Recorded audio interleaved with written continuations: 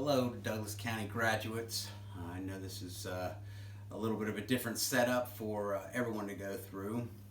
With this pandemic going on, we're all getting used to different normals here. But I'm glad that I get to participate in this. I've gotten to go to several graduations in the past.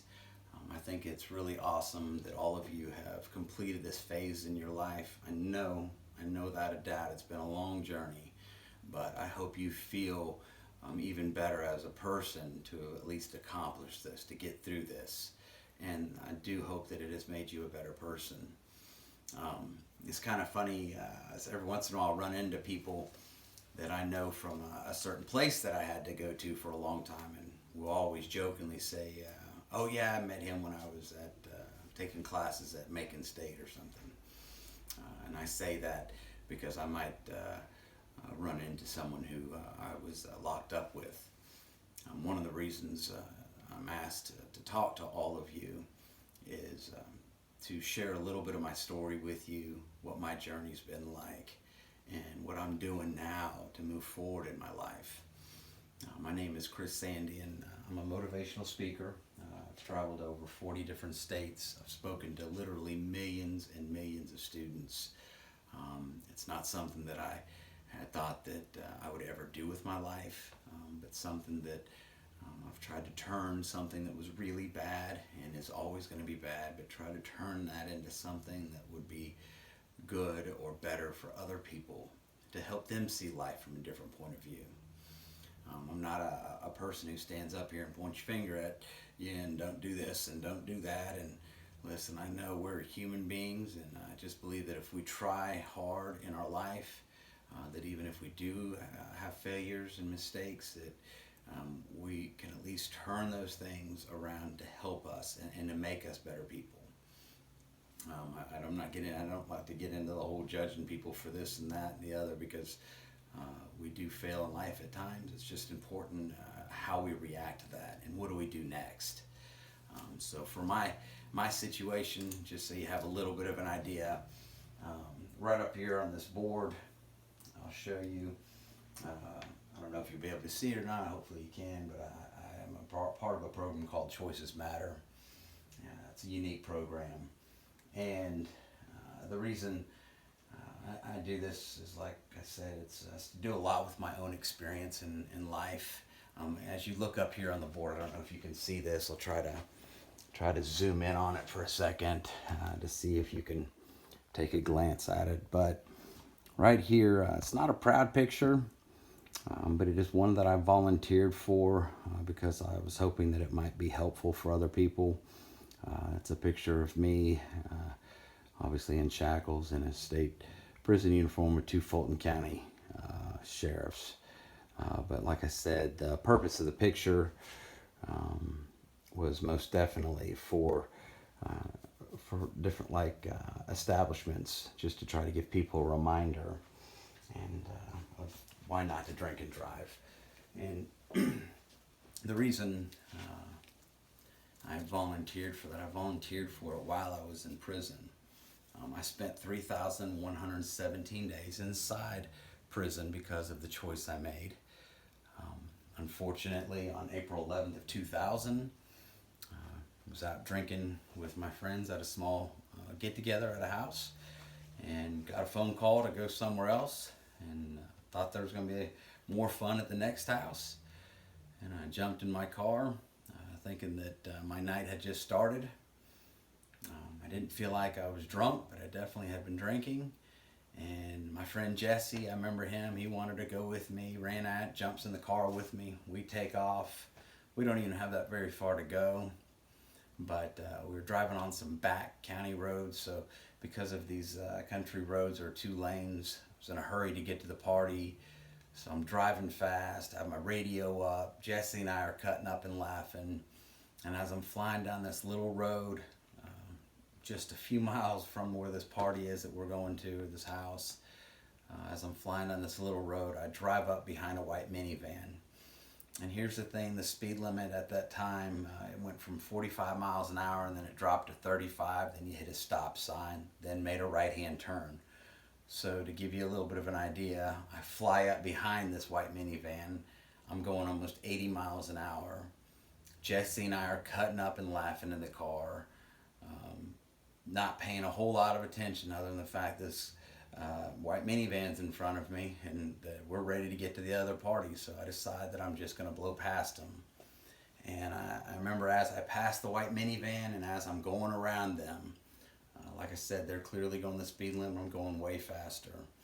And as soon as I start going around them, just down the road in front of me, I see this oncoming car. It's a car in the other lane facing me. They had their left-hand turn signal on. They tried to make a left-hand turn to go across the road to pull into a driveway. And when they made that turn, listen, I was going way too fast for that road. I'd already been partying with my friends. I wasn't paying enough attention. I'm laughing, thinking it's no big deal as we're trying to get to this next place. But when they made that turn, it happened so fast. I never was able to hit my brakes, and I just smacked right into the rear passenger door and literally cut their car in half. The car that I hit that night, it was on April 11th of 2000. It was a 1984 Ford LTD. So this picture that I'm going to show you is of the vehicle that I hit that night. And right over here is the rear half of that car. It was a 1984 Ford LTD. And then I remember looking through all of our pictures and stuff, and the State Patrol showed where my speedometer had stuck at the speed of impact. And then right here was my car. It was a Ford Probe. And very lucky that we even survived that crash. And then right here, this is a picture of where the passenger was sitting in that car that I hit. Okay, so I know that all of you have gone through things in your own life, okay? To get to begin the program you're in, to go for the distance you've gone on, you've been through some things in your life. I'm going to tell you something. I did not know who was in that car that I hit. I know that I read a newspaper article and a police report that said that when I passed the white minivan, I was going approximately 77 miles an hour. As I tried to get back over to my lane, that car tried to make a left-hand turn to go into their driveway to visit relatives, and I couldn't stop, and I hit him in the rear passenger door, cutting it in half. And at that moment, the person who was sitting in that seat, her name is Mrs. Nellie King, and she died on impact. She was thrown from the vehicle. And I found out her husband was Mr. William King. He and I were put into a helicopter that night, and we were airlifted to the nearest trauma hospital. And then I found out Mr. King died. I did not know who they were. I found out that they were in their early 70s, that they were someone's grandparents, that they were amazing people. All right? And even though I didn't intend for this to happen, I didn't go out that night thinking that I'm going to go out and do something as dumb as this. But I got caught up in life, once again, thinking I know what my limits were, thinking that I could handle whatever I'm doing. And I got caught being just complacent, thinking no big deal. And after all of you've gone through such a big journey right now to get to where you are, don't go backwards. Don't go back to thinking that it's okay, or that you're going to be okay, or it's, or you take a chance just because you think, maybe it's an inconvenience thing. I don't know. But I want you all to use your experience to help you. Don't use it to sit there and make yourself feel worse about yourself in life. You got to use it to try to better yourself. And trying to deal with all this right here in my own life, I'm telling you, it's hard. All right, I went to prison for a pretty long time because of what I did. I served 13 years. 13 years was my prison sentence and 17 years of probation. It was a 30-year sentence. I served 8.5 years. When I got out of prison, life was very different. I don't even have enough here to tell you about what prison life was like, other than the fact that when I went in there, I ended up going to 3 different prisons. Uh, each one was different, but all the stuff that you have to deal with inside is hard enough, but it was dealing with life, stuff that was going on the outside, events that I missed out on, um, family that I missed while I was inside there. There's a lot you miss out on life. And I know for me, being in there was hard enough. Just adapting to that lifestyle. It definitely changed me. Okay, some of it's in a good way, some of it's not, but it definitely changed me being in there for that long. And what I'm going to tell you though is that's why I just try now to emphasize to people just to try harder with their life. That's where I kind of feel like Choices Matter comes in. It's just about trying a little harder. All right, we're not perfect. Okay, no one in here, no one's perfect, but it's about trying harder. And I feel like if you're trying harder, you start to understand how much you matter as a person. And I'm not just telling you this, I tell this to myself all the time. All right, I battle a lot of different issues in my life because of feeling so guilty and worthless at times because of the choice I made. But I have to overcome that. Overcome it by asking for help, by sharing with other people. I have to do what I need to do to make myself a better person so that I can help more people along my journey in life. I can't take back what I did, but I can definitely try harder going forward. And my family here, they suffered a lot because of what I did. I have an amazing family. This is a picture going into a wedding. This is before the crash, but my family was devastated because of what happened. My mom and dad divorced after I went to prison. My sister, she had all kinds of problems in life because of that. I mean, when I'm telling you, choices matter. They do. And I know I'm kind of preaching to the choir because I know all of you have already been through a lot, and you've seen how it affected other people. And all I can do is encourage you to continue to build on the trust that you've built back up in people's lives. And you're going out in a hard time right now. This pandemic is very tough. You got to deal with a lot. I know one of the things, the toughest thing I dealt with when I was in prison, I would have thought it was all the other junk that you have to deal with being in there. I mean, time goes by slow. It's crazy, a crazy environment to be in. But my toughest deal was, I lost all of my grandparents on both my mom's side and my dad's side, which was hard. But then I lost my dad. My dad died on November 22nd, 2007. It was Thanksgiving. And huge regret in my life. I guess I felt like I owed him more, and I wish I had more time with him. So don't let your mistakes prevent you from missing out on events in your life. Be there for the people that you love, and be there for the people that love you. And I ask you just to try your absolute best in life. And I have a person who gives me inspiration all the time. His name is Eric Krug. He's such an amazing person. Before I jump into that, this is pictures of the crash site. I'm on probation until April 10th of 2031. I got out in 2009. Spent the first 5 years, bumming rides, asking people for help, doing whatever I needed to do. But I did ask for a lot of help, and I did get help. If you have the right attitude and you go into it and you don't get mad and frustrated with all the no's, you got to learn to keep on pressing forward. I did, after 5 years, eventually get my own license back. So now I drive back over to this crash site that's part of my probation. I have to put a flower memorial there, so now I go back there and do that myself every April 11th. But, what I'm getting at is I didn't know how life would be once I got out.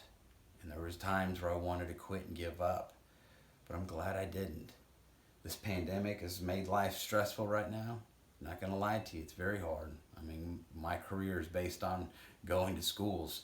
Schools aren't open and they're not having large gatherings, so I have to be creative and I have to think outside the box and I have to try, I have to continue to be the best person I can be because I don't want to fall back and disappoint or hurt the people I love in my life. So do your best that you can. Here's my big inspiration. I always got to share him. This is Eric Krug.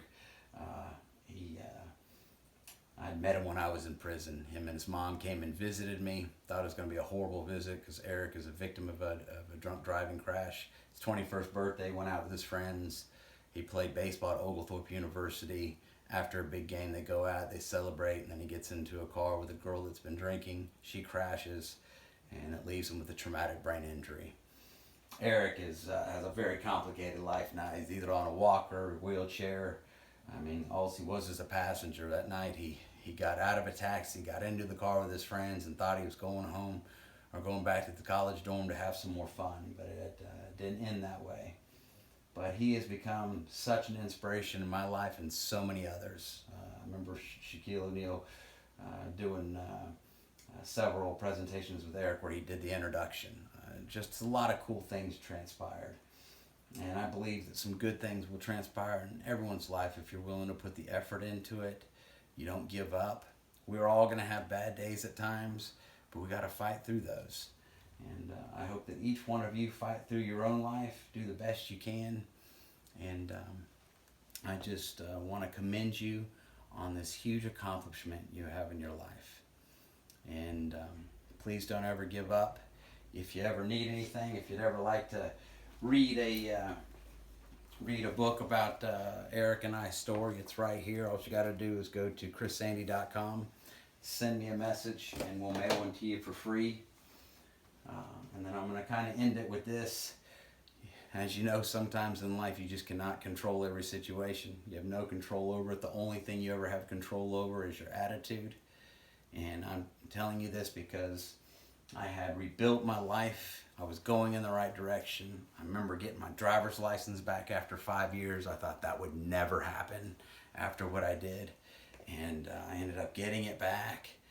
And that was such a big deal. I was traveling all over the country doing, trying to help people, and was going in a good direction. And then, things happen. Sometimes we get snowballed with stuff in life. Sometimes we can feel like life is so unfair. You feel like you can't ever get out of certain ruts. But it's all your attitude and how you deal with it. Okay? And I'm telling you that because I got tested a few years ago. It was 2017. My son Zachary, at 4 years old, got diagnosed with a brain tumor the size of a golf ball in his brainstem. Man, I thought life was over again. I got mad at life. Thought it was so unfair, just didn't understand. But I did have to change my attitude. I had to understand that we all have to go through stuff. Some things aren't fair. But what do you do in those moments? Do you get mad at the world? Do you just self-destruct? I know I've done that. I know that nothing ever good came from that. Or do you just try to deal with it the best you can? And I know we dealt with it the best we can. We didn't give up hope. And my son, he's still alive today. All right, he's 8 years old.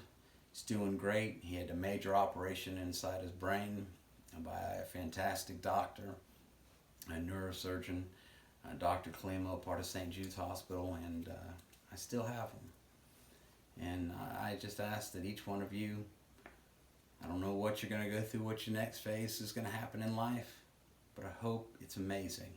But if you hit a bump in the road, just get over it, learn all the stuff, take all that stuff that you learn back from this program and apply it to your life. And I wish all of you, every single one of you, success and happiness. I do want the best for you. I know this is all virtual and like a video and all that, and I wish it could be more personalized. But this is what I have to work with right now, and I want you to know that I do care. I want you to be successful. I want you to be happy. All right? And I believe the happiness measures success, not money. So just remember that. Stay focused. Do your best. And I hope that you enjoy this next phase now that you got through this journey. Take care.